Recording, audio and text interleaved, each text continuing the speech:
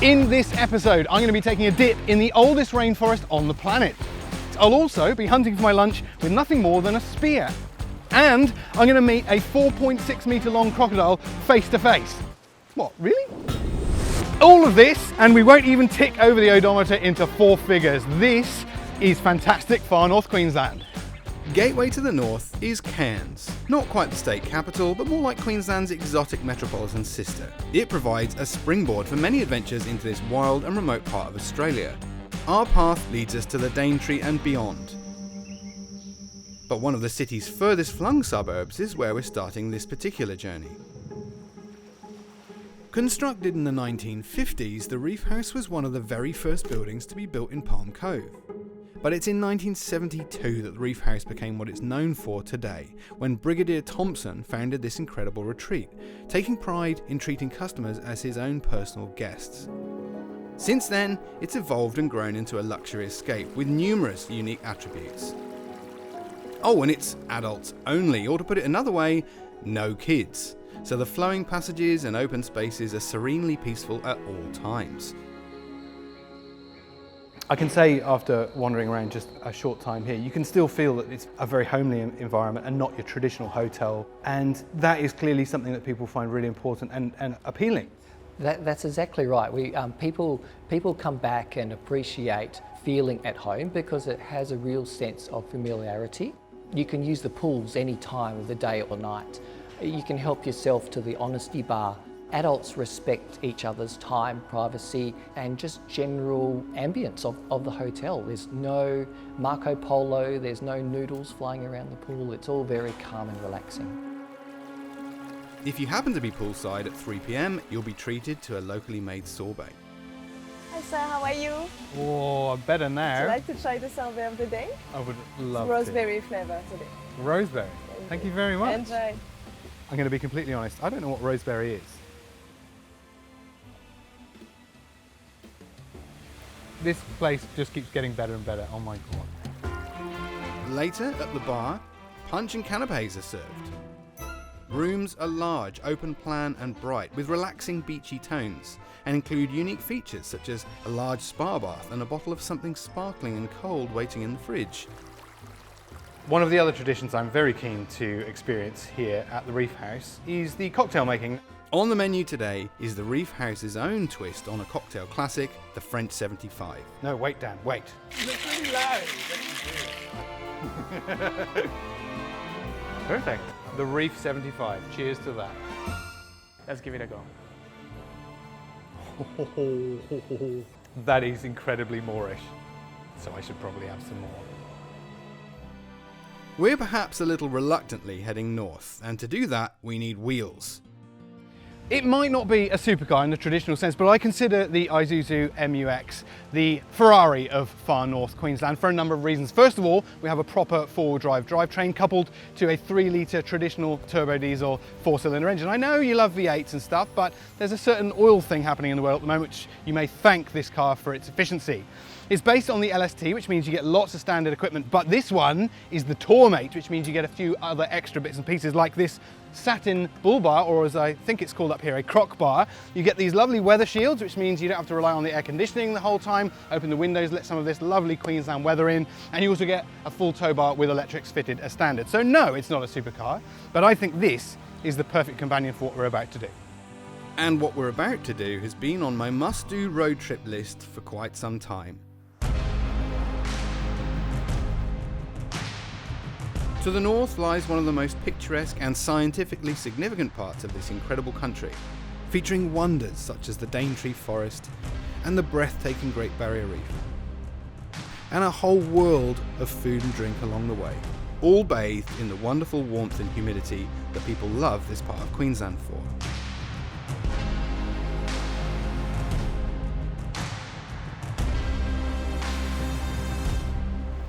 Port Douglas is an obvious stopover for its rich history and access to the Great Barrier Reef, but we're not here for the obvious. Instead, we stop in about 15 kilometres to the south in a dreamy hideaway by the sea, the Thala Beach Nature Reserve. If you choose to do nothing here other than bask in the sensational pools, kick back at the excellent restaurant, Or just taking the views from the private beach or one of the 84 individual chalets. Some are on posts so tall it's like camping in the treetops. Then that wouldn't be time wasted. If you are given the choice of any one of the 84 cabins here, I recommend you go for this one, number 1, for obvious reasons. It gets the absolute premium view. But make sure to free up an hour or two for the Coconut Odyssey, because this place has a fascinating story to tell about its unusual and unexpected plantation. Australia, I learnt, doesn't really produce many coconuts for retail at all, with a vast majority coming in from overseas, which seems like a wasted opportunity because the ones I tasted here were the very best. We serve them up in the restaurant for guests and people like that where they're chilled. And we just drill them and you can put some alcohol in them if you want to. Oh well, now Okay. you're talking. And there's lots more to the humble coconut than I realised, as Jeff explained. Okay, now the coconut tree is called the tree of life in the South Pacific because they would have used the whole tree to make a shelter, make their canoes. If you're stuck on an island like Tom Hanks in Castaway, you can make a fishing line, some rope, and you can make baskets out of it, and you can also use it for fire and fuel. So if you're stranded on an island and you see coconut trees, you're in luck. You're in luck Yeah. if you've got ice skates. Of course, yeah. Here is the bark too, which is very thick. You can use that for matting. Yeah. You could use it for clothes. Oh, pity you. That looks like that's already been manufactured by a factory. It's been made by a human. And then we go up the top of the tree and we have the fronds. This has been woven by a lady from Papua New Guinea for me. If you had a shelter, this would keep the rain out. You do this 4 times, that way, and it'll probably keep the rain out. Not good in the cyclone, but it'll keep the rain out. Okay, so that's why it's called the tree of life. Now I'm going to show you the apple. Otherwise known as a sprouted coconut or the cotyledon of the coconut.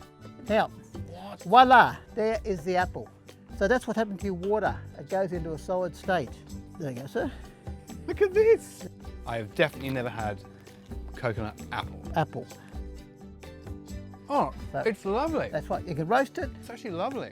Jeff wrapped things up with a masterclass in crafting coconut milk, a process which today is scaled up and mechanised, but this is the traditional method using only hand tools.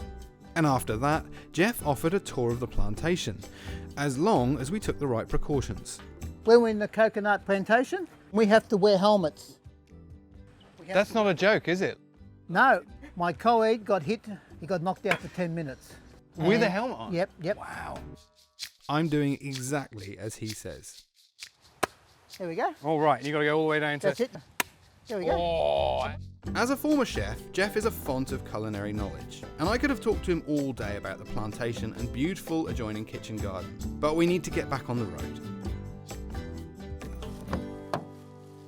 Johnny. It's not hard to see why this part of the world is so popular with tourists. Part of the magic is feeling as though you're so far from the rest of the world, but then being able to access and enjoy 5-star food and luxury, all framed in this stunning natural utopia. And that unspoilt nature continues at Cooya Beach, the quintessential northern Queensland beach with its shallow and calm waters lapping at mangroves rich in wildlife. This is exactly the kind of place the signs say to avoid, despite the temptation of warm water and soft sand, unless you're lucky enough to join the Walker family for the morning. Oh, and I'm armed. You're now in Cooya country. The tide's going to go all the way out, all of that will come out of water on the low tide, so you can walk all the way to the reef here. Really? Like all the way out? Yeah. When you're chasing your mud crab, they'll see you, they'll run. So you hold your spear out like that, spear it through the shell. Anything further away, put your finger on the back of your spear. Like this, balance with your other hand. Stay nice and comfortable, pretend you're following a fish, and then you throw. Oi! Nearly. You got to act like you're hungry. Okay, that's the secret, is it? Oh, come on, can we call that one? Surely that's close enough. Oh, come on. Turns out there are a lot more things I need to be worried about, not just crocs and jellyfish. Now, I've got to ask, like, we're seeing a lot of signs about crocodiles and stingers, and everyone's saying don't go in the water. and we're just about to go in the water. Well, we're in the water right now. You're worried about crocodiles.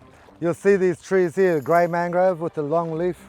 If you break a branch off that guy there and the sap gets into your eye, that'll send you blind. You'll never see again. Copy that? If you're not sure of anything, see any different colour in the ground, just give it a little poke. Oh, that was one. You hear it? Yeah.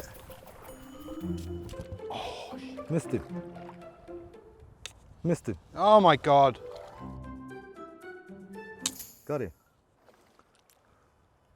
There you go. I've only gone and got one. It's not big. Gonna still taste good. Okay, good. Brandon, it seems, was not easily impressed, and it soon became clear why. See another one there? Oh yeah. Hey, look at that. That's a beauty. Oh, I got a, that's showing off. When you have the experience and thousands of years of knowledge handed down through indigenous families, lunch is everywhere. So you see all of the shells on the trees, they're all oyster. These are blacklip oysters, they're really, really good to eat. And you're using all the specialised tools here, straight from Bunnings. Whenever you travel, always take a screwdriver. Walk down the beach, you always pick oyster.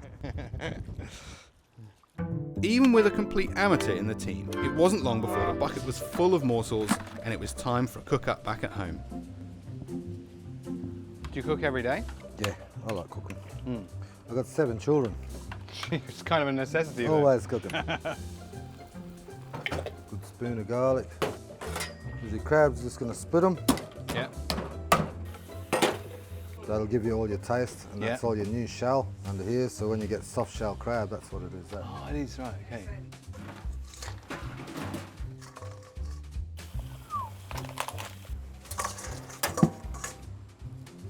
And that's the lemongrass, yeah? Grab a piece of damper and dip it in your juice. I do not need to be told that twice. Oh my God, that's so good. It's even better now. Wow. I shouldn't have worn a white t-shirt today, should I? That way. Tap it there. Yeah, nice. Tap it there. Tap it there. Oh my God. There you go. Seriously, it's absolutely amazing. Goodbye. If anyone needs me, this is where I'll be all afternoon. We don't really have to be anywhere else, do we, Johnny? We did. Thanks to the invaluable knowledge of the local family, I had not only had one of the greatest seafood experiences of my life, I'd successfully avoided a face-to-face encounter with a huge crocodile. So I immediately headed to wildlife habitat for my next experience, a face-to-face encounter with a huge crocodile. This place is a magical haven for native species as well as people who love nature, with a whole Noah's Ark happily going about its business in tranquil spaces and among the visitors. Being able to mingle with the animals is one of the special elements of wildlife habitat, including a climb right up into the treetops. But here, you can do exactly the same with 2 very large male crocodiles. The most important thing to mention here is my new best friend. A very thick sheet of polycarbonate keeping 2 huge crocodiles in their pool and me out of their tummies. But when you submerge into the water, that essential life-preserving barrier is completely invisible, offering an interaction with crocodiles that's unlike anything else, both scintillating and terrifying all at once. The centre specialises in rehoming crocs that, mostly through human misendeavours, were facing euthanisation, but instead they're given a second chance here. Well, I'm sure you'll believe me when I say there are not many people who have deliberately gone for a swim with a saltwater crocodile that size, 4.6 metres, and lived to tell the tale. But I have, and I can confidently say it's one of the most unforgettable experiences I will ever do. After a quick count of my arms and legs, it's back in the car and onto another natural wonder, albeit a little bit bigger than Big Al. About 1,200 square kilometres actually. Of course this area is known for the stunning Daintree Forest, which is not just of botanical and natural interest on a global scale, but often misunderstood. It's here we meet Steve, although you're more likely to know him as the face of Gone Buggo, a unique series of dioramas that showcase the beauty and importance of North Queensland's fauna. Steve is the perfect person to take me on a guided tour of this magical forest.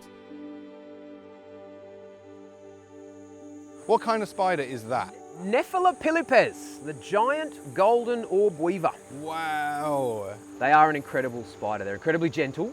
Oh, while the sun's on that web, is that where it gets its name, golden orb? That's where the golden orb comes That's amazing. from. They're an orb weaver, so they spin an orb-shaped web, the strongest web of any spider on the planet. They've been shot into space, and they've been studied in zero gravity, all sorts of stuff. They are an amazing spider, yeah. No way. So just over here is one of my favourite animals in the entire forest, right there. It's over 30 centimetres long. What? And it's on a tree. Oh yeah, right there. There you go. A Boyd's forest dragon, a Lophosaurus boydii. Yeah. And they are endemic to the forest. They're only found here. And they are not only camouflaged visually, but thermoconforming. Oh, so it can be So the they same are- temperature of the thing it's Yes, they conform to the ambient environment. Today, Steve travels around the country bringing nature to the classroom, in turn empowering people to get out and experience this amazing world for themselves.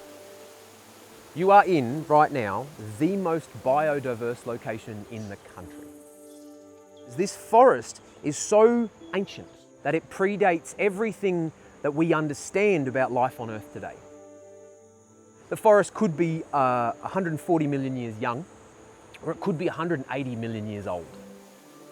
This forest was a forest with dinosaurs in it for longer than dinosaurs have been missing from this planet. They disappeared 66 million years ago. This was home to them 140 million years ago. It predates everything we know of life on Earth.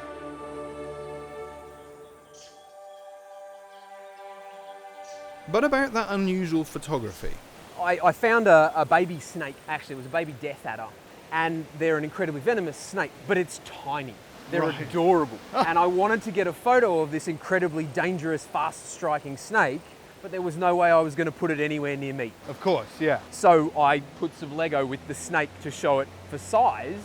Now every single photo that I take has a minifigure or part of a minifigure in it, so that the scale is always standardized. That's brilliant, yeah. Steve describes himself as an environmental educator, but after a 2-hour walk through the incredible rainforest, his passion and intense knowledge for wildlife, along with a wonderful way of communicating it, I feel guerrilla environmentalist is just as fitting. We're on the road again, pushing further north through the former sugar farming community of Mossman and heading inland to the tiny town of Daintree, where, on the outskirts, you'll find a picturesque farm. But this is no ordinary farm. On one side it has cows grazing, rolling hills and the Daintree River quietly bubbling through, with exclusive luxury accommodation in beautiful small space living inspired cabins if you want to stay. But on the other side is one of the most dense parts of the rainforest, offering another unforgettable experience. This is Bruce, a former arborist who's been living in the rainforest for 16 years. And as part of the Cassowary Falls tours, he'll take you on a rainforest adventure for all your senses. Okay, Dan, we've got a nice little spot to pull up here. One thing we've got here in this rainforest, we've got one of the native bush foods that the Gugu people use or utilise in the rainforest here. What it actually is a native ginger. It is a true ginger. Ooh. Yeah.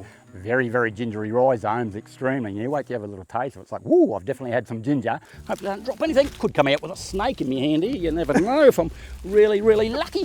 What we got here, guys, that's the flower of the ginger. We open up the flower like this, and inside there, this is going to be a good one too. Got these lovely seeds. Looks much like a clove of garlic. It does, yeah. Yeah, but nothing like garlic when you open up that. Like caviar. Now you taste that. Oh, yum. I'm glad he's gone first. Because You that wait. could have been anything. 10 minutes time, man, I'm going to be dancing around singing hallelujah. It's a cross between pineapple and passion fruit. Pineapple, Wow. pineapple and passion fruit. Incredible. I'm thinking gin, bit of lime. Perfect. Oh, now you're talking. I reckon we might be able to find something that goes right with that. Let's go. Dan, another thing we've got here is another bush food that grows here all around the rainforest edges, so not right in the rainforest. Tastes much like a mulberry or a blackberry. Haven't had breakfast yet, excuse me. Very nice indeed. So have a little crack of that one. With pleasure. It looks amazing. Roll it over that tongue, really squash it up, get those flavours out. It's called blue tongue berry for a reason. Right. Okay. Nothing to do with the blue tongue lizard that we have here. How's mine looking?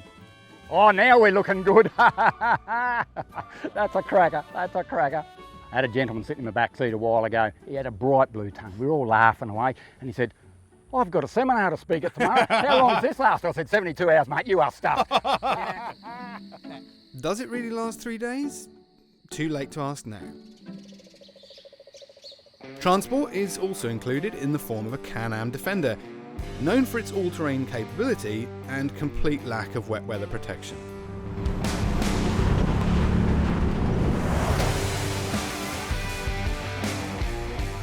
How refreshing does that feel, eh?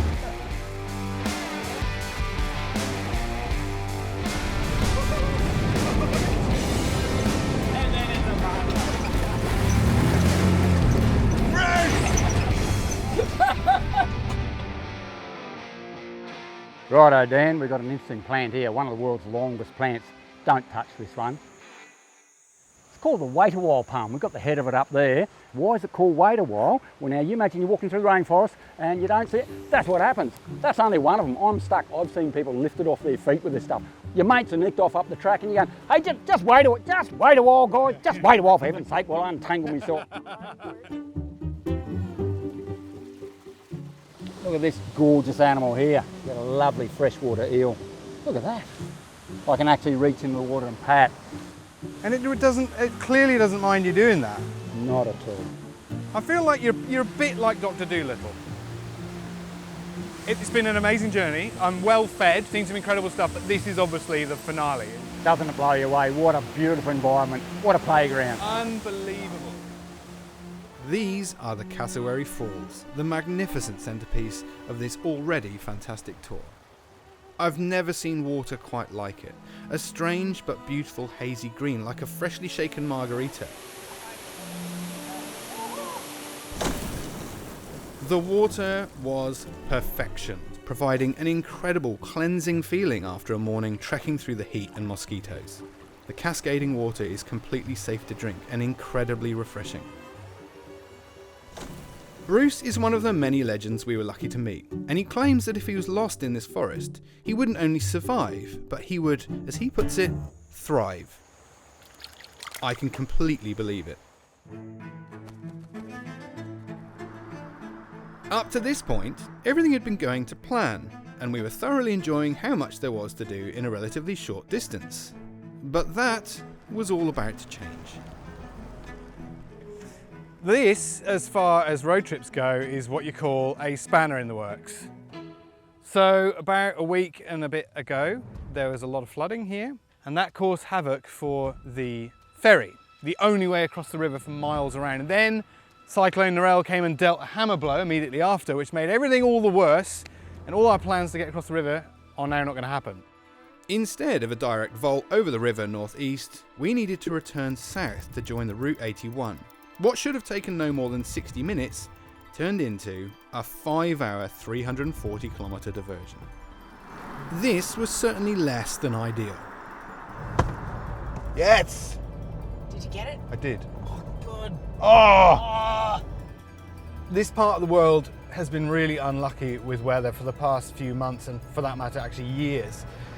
Cyclones, flooding, the effects are everywhere. And one of those effects, unfortunately, are businesses struggling. It's all still open for business. Everything's still happening. And after floods and cyclones and winds, it's incredible how quickly everything starts to recover. But the perception from the public is that closed for business. Well, it's not. And probably the best thing we can do is jump in our 4x4s, hop on a plane, and come and give these guys the tourism that they so badly need right now. So this isn't exactly a planned part of the trip, and the journey from Cassowary Falls to our next stopover in the adventure was only about 50 kilometres. But now we're having to do 380 and about 5 hours on the road. Now we're a few hours into the trip. I'm not that disappointed at all, because we've had so much more time to see how this amazing part of the world changes over time and distance. There's no one else around. We've got a beautiful weather day, 32 degrees, clear blue skies. This is turned into one of the most enjoyable parts of the road trip. As the track wiggled on through increasingly small and remote communities such as Rossville and Bloomfield, the recent flooding and the carnage it brought with it became more and more obvious. Previously easy water crossings were littered with boulders, and it had taken a huge effort to clear the roads of fallen and washed up trees.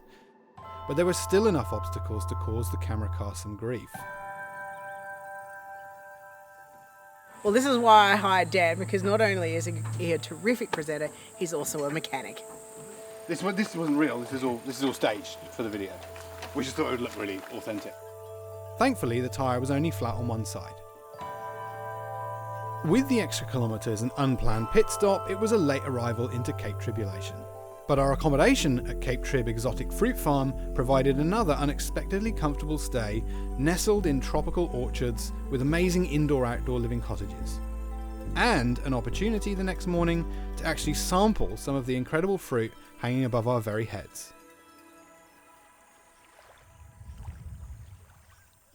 Sam and his family have tended this stunning farm for decades, and he took us through some of the tropical delights it offers at this time of year. What have we got here? Well, first up, we're going to try breadfruit. It's a large fruit, grows on a tree, pretty much like a potato. It's got vitamins and minerals, really, really good for you. Yeah. You're lucky, Dan, I whipped some up earlier for you. Oh, in true daytime television fashion. So these have been in the oven? Yes, for about 40 minutes on a baking tray. Salt and pepper. Wow. Is it technically a fruit? It is a fruit, yeah. There's a historic story with the breadfruit. You heard of the mutiny on the Bounty? Yeah. Yes, this is the fruit. That's the fruit? Mm-hmm. No way. Yeah. That ill-fated journey to supply breadfruit to the West Indies in 1789 saw Captain Bligh and 18 loyalists set adrift as the crew rebelled and seized the Bounty. Ultimately, 10 were court-martialed and 3 were hanged. So the moral of the story is, don't stand in the way of a man and his breadfruit. The last fruit. Well, I know what that is. That's easy. That's a lime. It is, yep. I'll go just grab the tequila. No, just kidding. For a second, I got really excited. We'll head over to this little bush over here. Yeah. If we look down here, you can see this little red berry, and that's what we're after. So first up, just test the lime to make sure it's sour. Oh, okay. So we just got to make right, sure okay. that there's no, I'm not playing games. There's no illusion with this. Right, okay. That is a great lime, sure. But I've had that before. Yep. Now, what you need to do, pop the berry in your mouth, swirl it around. Just break the skin. The dog knows. Yeah. What have I just done? It's very sweet. All right, so it should be good. Retry your lime. That is utterly bizarre. A miracle? It is ridiculously sweet. It's like the sweetest thing I've tasted out of all of those fruits before. So the little red berry is called the miracle fruit. It has an enzyme that attaches to your sour taste buds and makes everything sour become sweet. That is really, there's no hint of sourness at all. Yeah. Like you can't even detect that it's sort of hiding in behind. It's like it's reprogrammed the way my mouth works. That lime is, it's hard to explain. It's almost unbearably sweet. Like it's not pleasant, you know, like you wouldn't want to do that for most of the food you eat because it makes it overpoweringly sweet. How strange. Sam warned me that the little berry continues to have a dramatic effect on food and drink, and I should avoid a glass of wine that evening. Advice which, of course, I ignored. Our arrival on the stunning Cape Tribulation shore almost marks the end of this adventure. But the last leg requires a return once again to the water and a mission to perhaps the most famous natural wonder this part of the world is known for. The Great Barrier Reef. It's an underwater forest of life with creatures so bright and charismatic you'd swear they couldn't possibly be real. From the contrast of the Daintree forest, where its rich wildlife works hard to stay hidden, its coastal cousin does the exact opposite, putting on a show that you'll never forget. Perhaps, like me, the media in recent years has led you to believe the reef is dead or dying, but to my eyes, this small part at least appears to be in rude health. So here's what the marine biologist Kiana and tour guide Clementine had to offer on the subject. We have a pretty healthy reef out here. So a lot of people think really bright colours on a reef is really healthy. That isn't healthy as much as your neutral colours. So when you go onto a reef, you want to see your neutral browns and greens and all of those kind of colours, and you want to see all your fish and turtles and marine life. That does mean it's a very healthy reef. Wow, that was next level, like crazy. The variety of life is amazing. It's in a weird way, it's a bit like being in the rainforest, in that if you just stop and just wait, that's when you start to see everything. It's so cool. And this is where our journey concludes. Weightless among the vivid shoals of reef fish and forests of thriving coral, as the tropical skies bruise from baby blue to the stern grey of an afternoon storm. The Daintree and its surroundings is a concentrated tropical Arcadia with natural wonders everywhere you go, and even more if you know where to look. This place is deeply special and it's going to leave an indelible mark on me. And no, I'm not just talking about those blue-tongue berries. They eventually wore off. You don't need to go far to find some unforgettable experiences. And even though the elements threw in a half-day detour, this entire journey has taken less than 1,000 kilometres by road. The Daintree is a provider of food, of some of the most clear and perfectly purified water I've ever seen and tasted for that matter. Thousands of unique species you won't find anywhere else in the world. But it's clear after spending time here that although this place is such a provider for us, we have to do our bit for it. We need to give back, because this place is well worth preserving exactly as it is.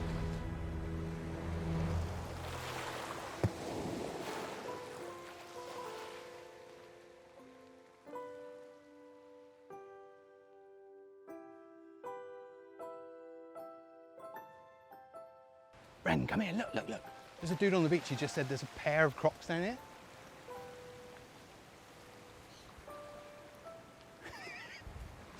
Dan?